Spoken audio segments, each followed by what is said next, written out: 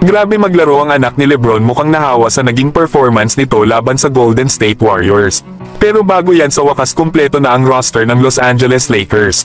Ito nga ay dahil sa kinuha na nila ang isa sa kanilang mahusay na player sa South Bay Lakers na si Jordan Goodwin.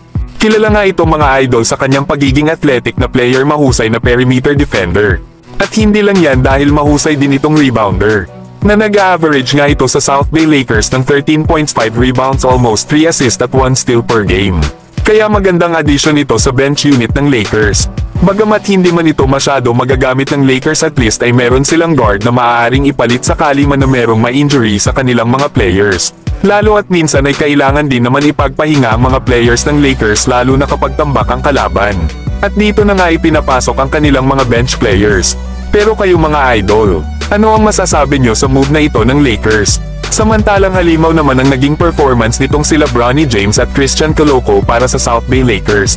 Paano ba naman ay tinambakan lang naman nila ang kupunan ng Valley Suns sa score na 122-104. Gumawa nga dito si Bronny ng 28.6 rebounds at 2 assists.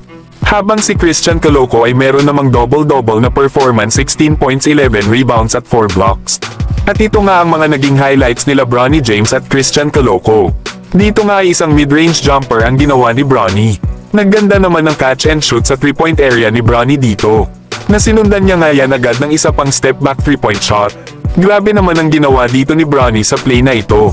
Dalawa pa nga ang nagtangkang humarang pero pumasok pa rin ang tira ni Bronny. Nag-ala Chris Paul naman si Bronny sa play na ito sa paggamit ng fake pass sa by floater.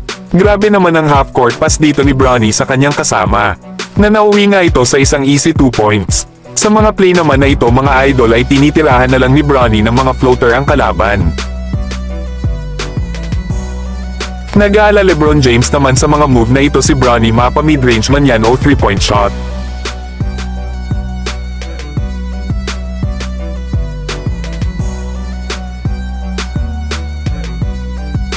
Napagamit naman ng sidestep sabay kaliwang kamay si Bronny para ma-finish ang move na ito. At ang malupit naman sa ginawa ni Bronny kanina ay nasa 3 bantay ang kinailangan iwanan ni Bronny para sa kanyang posterized dunk. Kaso ay hindi maganda ang kanyang pagbagsak at nauna ang likod. Pero ang good news ay okay naman si Bronny. Para naman kay Christian Coloco ay ang gandang offensive rebounds naman ang ginawa nito laban sa dalawang defenders. Kaya naman ay nakakuha tuloy sila ng 3-point shot sa kasama ni Coloco dahil sa extra possession na ginawa nito.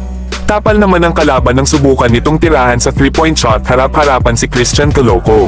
Gandang putback dunk naman ni Coloco sa miss layup na ginawa ni Bronny, na sinabayan naman ng 2-point shot mula naman sa pasa ni Bronny. At kahit sa 3-point shot ay natira din itong si Coloco.